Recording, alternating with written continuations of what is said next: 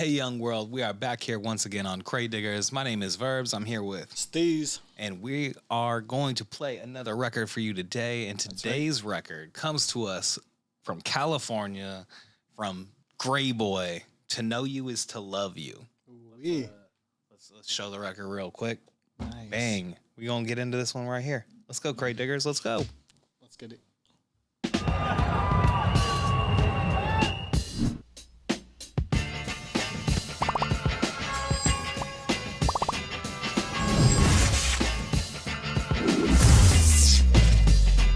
Crate Diggers.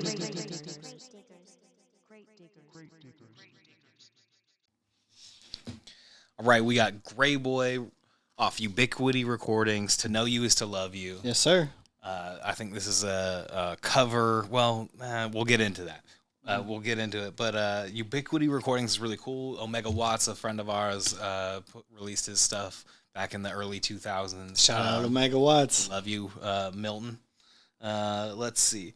So, yeah, this record was one of these ones that I think maybe I heard Omega spin, or it was on a pressing or something from Ubiquity that I got really enchanted by this song in particular from Greyboy, and I sought out other recordings from him. And like this was the era of like Quantic and the that kind of Right, we got into Quantic, Quantum Soul. Yeah, Alice Russell, that kind of stuff.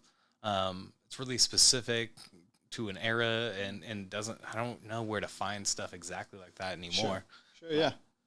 So yeah, this one right here from Greyboy, it's a 12-inch single, but it spins on 45, which you got to remember. That's rare. I got it.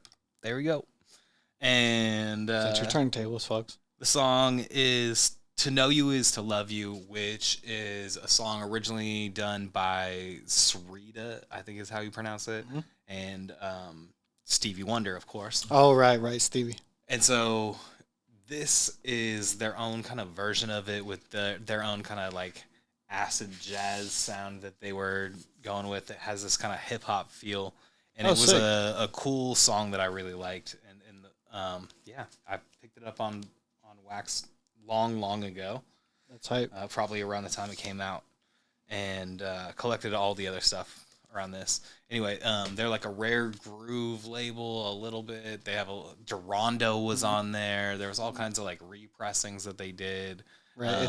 It's almost like a continuation of like classic old soul and blues, but like a modernization of like the recording and how it's mixed, and you know what I mean? It doesn't sound like a 70s record, but it has all the exact same feel of 70s records, which is like kind of the passion and the groovy soul and that era of vinyl that came out in that generation where we were buying it. There's some timeless singles in there that somebody in the know needs to put you on. You're not going to find them on your own. It's just not going to happen unless some indie movie drops exactly. Which or they a always commercial, would. A commercial buys the song. Mm-hmm.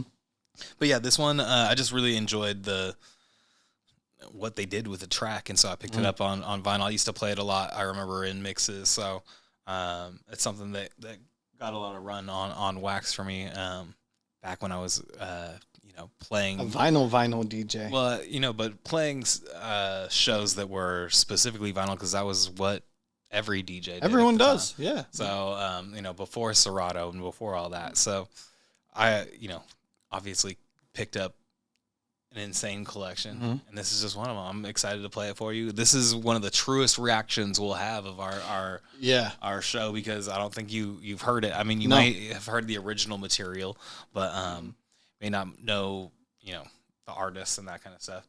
The other cool thing about this is they come straight from San Francisco, like Haight-Ashbury area, and there's a record store there. I think it's called a Groove Merchant, and so that's where the original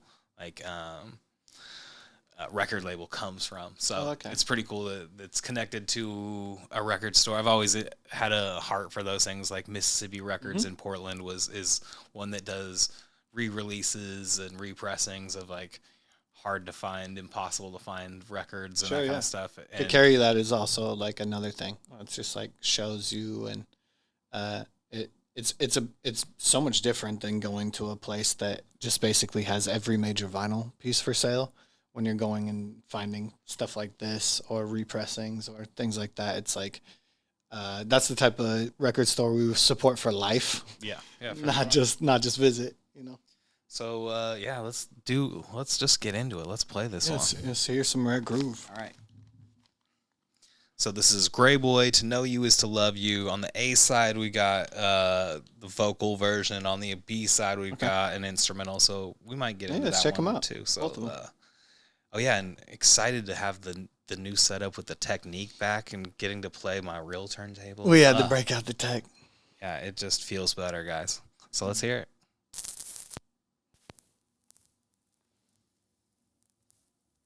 To know you I always love a strong is to love you, vocal to start a song. Give you a little acapella. but to love me is not that way, you see. Now, this isn't Greyboy singing. This he got a vocalist on this one here. Me Oh, that's dope. so happy, Oof. then my love you grows endlessly. Baby, to know you is to love you, Okay. That's locked in. but to love me is not that way, you see. I just love the smooth soul of Yet it. you made me It's good cover.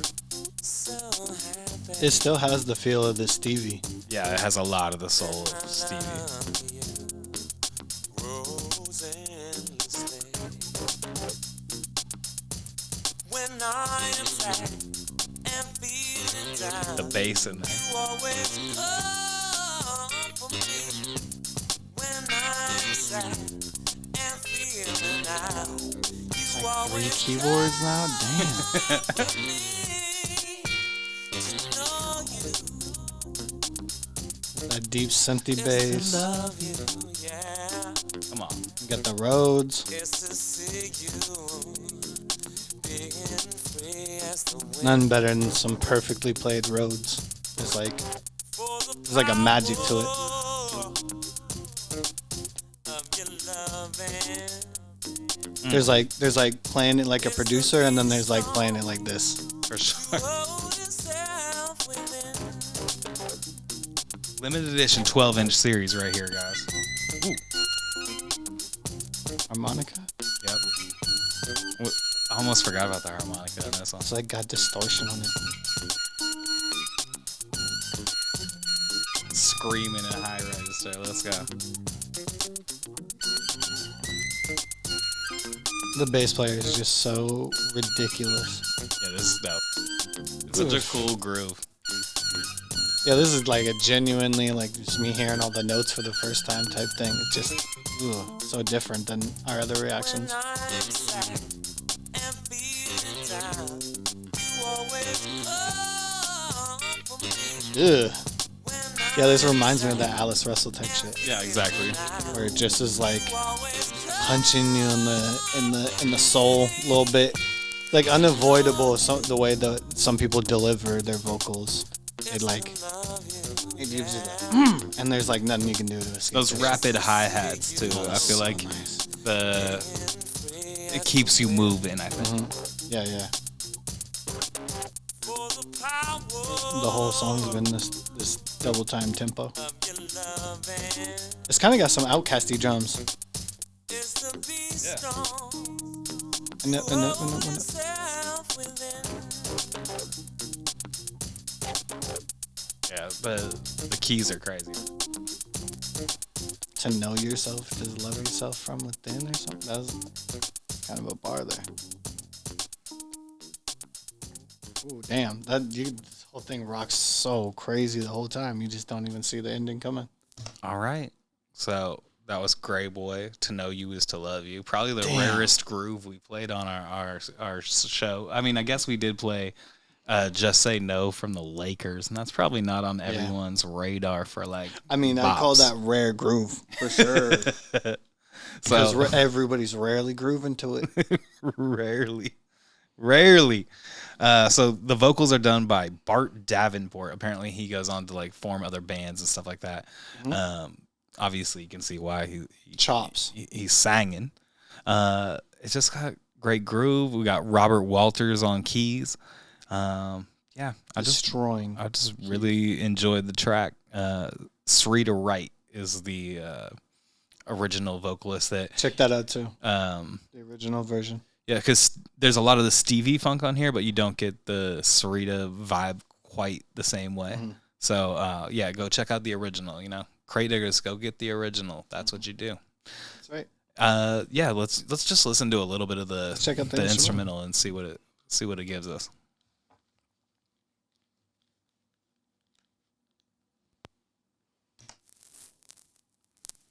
At 45 speed, 12-inch. That's rare.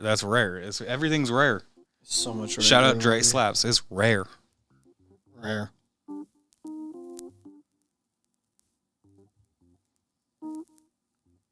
I like it. It's just very subdued. Oh yeah, there's nothing going on in the beginning. It's like a warm-up sound. Reminds me of playing with Newell Briggs, who's a guitarist that I love playing with here in town. Yeah. And every once in a while, I'll play a song, and then I'll hear him kind of just noodling, and all of a sudden he'll be playing his own like guitar riff over the top of the track. That's ridiculous. I love people who can play by ear. It's crazy. Oh, he's incredible. Love you, Newell.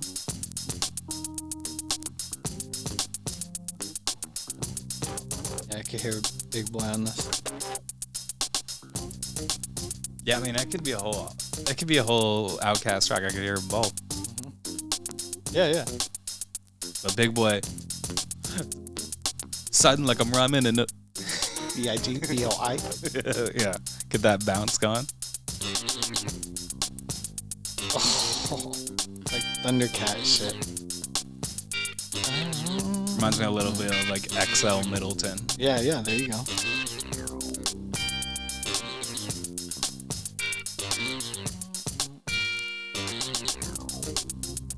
This is the type of shit you get from Ubiquity and Stone's Throw and Selection and Numero stuff like Group, that kind of stuff. There you go. Like when they put together a record, there's like so much intent in it being listened to over and over again, where the sections of the song are just uniquely themselves. They're like different than you hear when you play like say like a pop or an R&B song or anything like that, because this is not old. This is not like an old record, right? You know what I mean?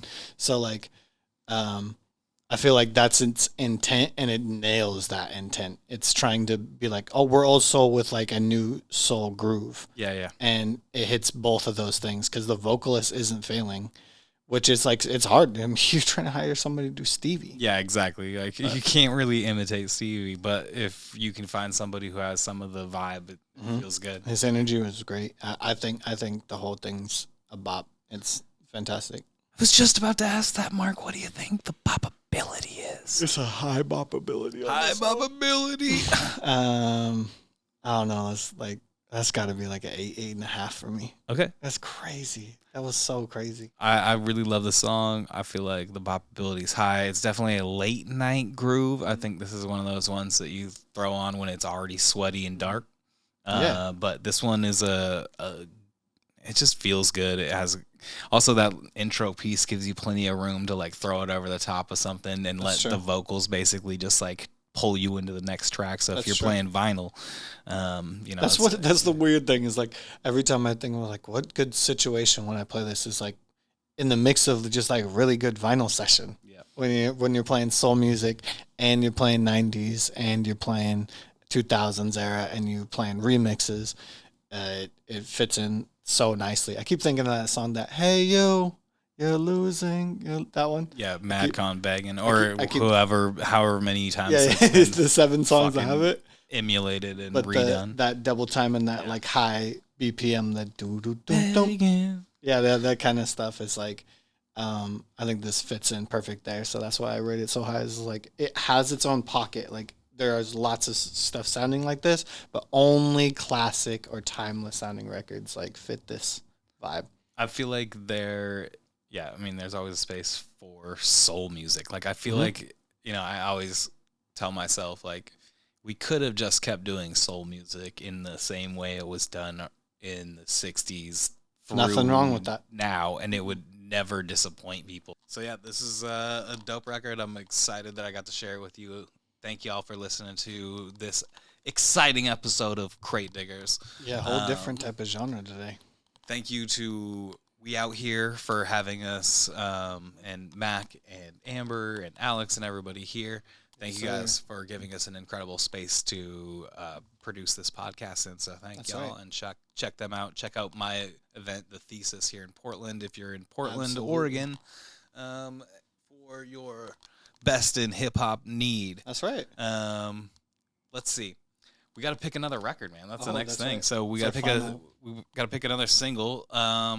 We added a few new records to the crate here. Yes, sir. So we got a few ones. We know y'all been waiting. I picked out the first batch. Mark picked out some of these other ones. Right. So we'll get into this here.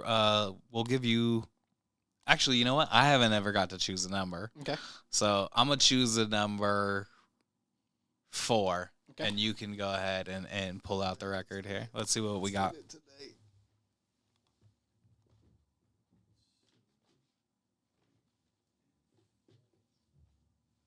Oh, I'm excited. All right, this next one we got is a single by a group called Little Brother.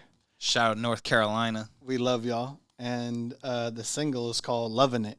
And we're listening. And there's another song on here as well called Hold On. And it's some classic indie hip-hop here, so I'm excited to get into this. This is a whole era for us. Hell yeah. So come back for the next episode of Crate Diggers.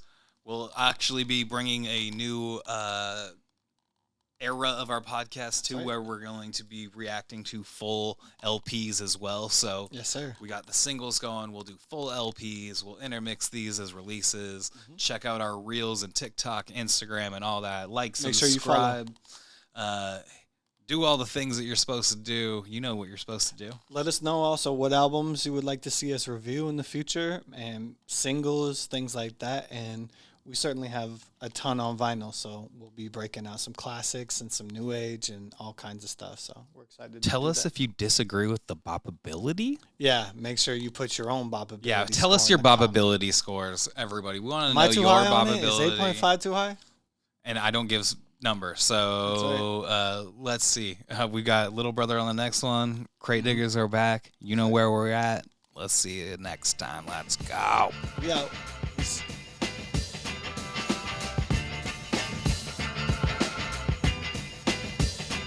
Crate Diggers.